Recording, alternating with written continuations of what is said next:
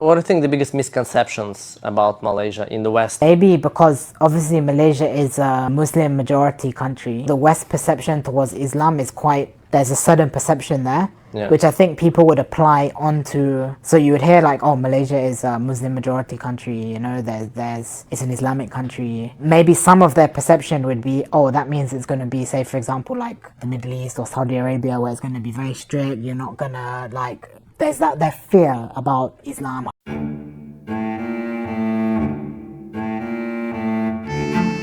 Apa yang baru je kita tengok dalam video tadi, itulah gambaran macam mana orang Barat pandang negara yang majoriti penduduknya Muslim macam Malaysia.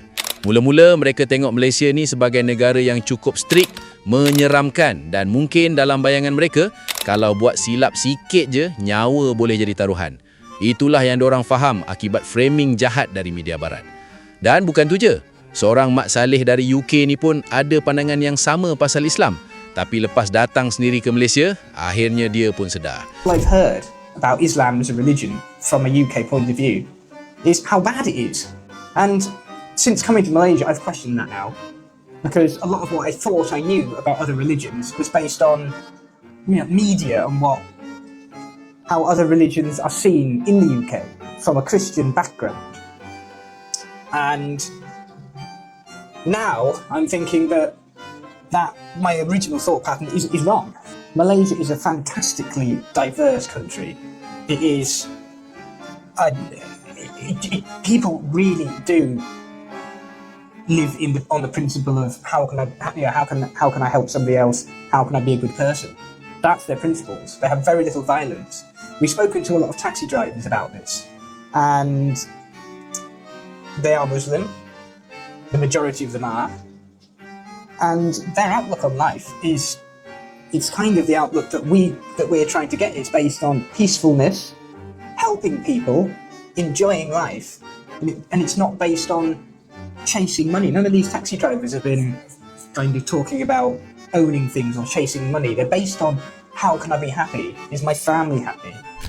Apa yang dibayangkan selama ni rupanya 180 darjah lain dari realiti sebenar. Malaysia yang merupakan salah satu negara yang ambil nilai-nilai Islam dalam setiap aspek kehidupan, rupanya nampak lagi selesa, lagi selamat dan lagi harmoni dari segi kehidupan sosial berbanding banyak negara Barat. Malah yang buat mereka kagum bila tengok Islam kat Malaysia bukan setakat dari bangunan masjid yang besar je, tapi nilai-nilai harian yang diamalkan oleh masyarakat.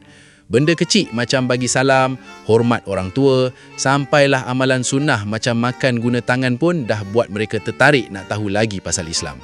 One of my favorite things about traveling is learning about different cultures, and I think visiting the Federal Territory Mosque in Kuala Lumpur is an amazing way to learn about Islam and the Muslim culture in Malaysia. When you get to the mosque, they put you in the appropriate clothing, and then you get a free tour of the mosque from the get-go. Everyone here is so kind. That is one thing about Malaysia, is that all of the people here are some of the nicest people I have ever met in my entire life. We ended up being here for the call to prayer, and we got to be inside of the mosque during it, which was so special. They do the prayer 5 times a day. The first one is 1 hour before sunrise, and then the last one is at the sunset.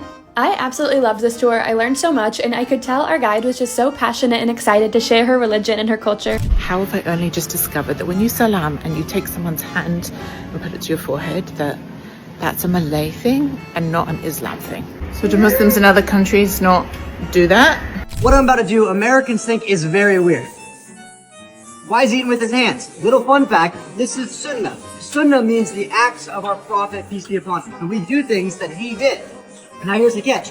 You get good deeds for doing Sunnah things, and you don't need to fit in with the Western world. If you want to eat with your hands, because that's what our Prophet did, and you're like, oh, what if people at a restaurant are going to judge me? It doesn't matter. You should live in accordance to your faith, not social norms. So that's why, all right, we'll enjoy eating with my hands.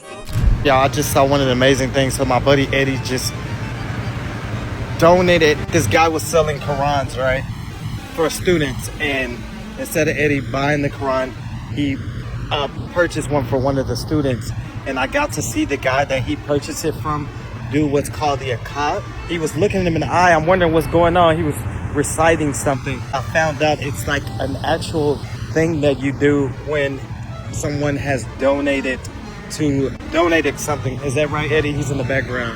That's donated something, and that was one of the most amazing, because he was looking at him in his eye. He was saying this thing after he did that, and then he said a prayer.